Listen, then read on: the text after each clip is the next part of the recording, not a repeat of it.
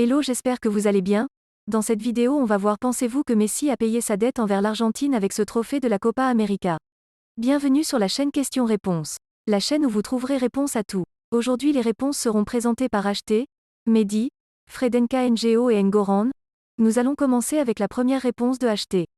C'est plutôt le contraire en réalité, l'équipe nationale d'Argentine a finalement payé sa dette envers Lionel Messi. Si vous suivez Léo depuis un bon moment, vous devez savoir qu'il est la principale raison pour laquelle l'Argentine, et même Barcelone ces dernières années, reste une équipe compétitive. Il est toujours le joueur le plus décisif de l'équipe par ses buts, ses passes, ses dribbles. Il est toujours en train de créer quelque chose. Le problème est que l'Argentine n'a jamais récompensé Messi pour son jeu. Higuaín qui rate de superbes occasions, Di Maria qui se blesse, les défenseurs qui commettent de graves erreurs. Chaque fois que Messi atteignait la finale, il se retrouvait pratiquement seul, ce qui faisait de lui et de l'équipe une proie facile. La stratégie était toujours la même pour les adversaires, placer 3 ou 4 défenseurs contre Messi et laisser les autres joueurs argentins libres, ils sont mauvais et ne représentent aucun danger réel. Coupe du Monde, 2014. Finale Copa América, 2016.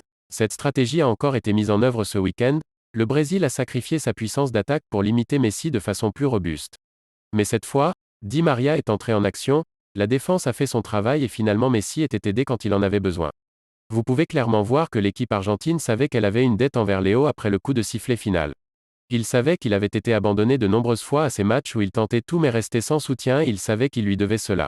En fin de compte, Messi n'a pas eu une grande finale, mais le football est un sport collectif après tout.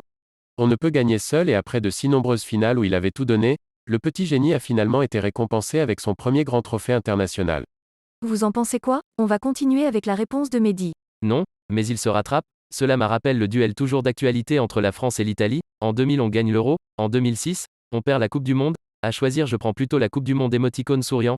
Je supporte la Squadra Azzurra, Catenaccio, car avec le Brésil, Joga Bonito, et l'équipe de France, Joga Bonito européen, c'est une des équipes que je préfère, pas pour son jeu, mais pour tous les petits détails, fautes, arrêts de jeu, provocations.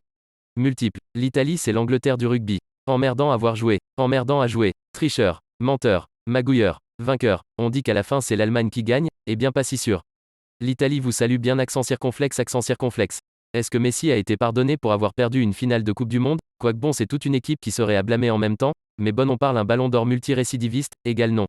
Un leader gagne une finale, Beckenbauer, Zidane. Là c'est Di Maria qui débloque le verrou, ayant vu le match Messi sans être mauvais n'a pas été un Messi des grands soirs. Une équipe gagne une saison ou un tournoi, Italie, Allemagne, Espagne. Pour faire simple un leader gagne des matchs une équipe gagne un championnat qu'il soit local, national ou international. En équipe cela donne ça, Coupe du Monde. Brésil égale 5, Allemagne égale 4, Italie égale 4, Argentine égale 2, France égale 2. Pour faire court la France eut Platini, Coupe d'Europe, et Zidane, Coupe du Monde plus Coupe d'Europe. Là où l'Argentine eut Maradona, Coupe du Monde, je ne pense pas qu'une Copa América de plus, de TT il me semble que l'Argentine en a gagné 15, ne valent pas autant qu'une Coupe du Monde. Pour reprendre l'exemple français sur 2 Coupes d'Europe et 2 Coupes du Monde soulevées, 3 sur 4 l'ont été au travers de 2 hommes égale Zidane et Platini. Sur les 15 Copa América de l'Argentine, je ne sais pas mais je pense plus à l'apport d'un Maradona qu'à l'apport d'un Messi. CR7 en ayant une équipe moins bonne sur le papier, a gagné une compétition bien plus dure qu'une Copa América, sans la dénigrer cette compétition c'est pour faire court.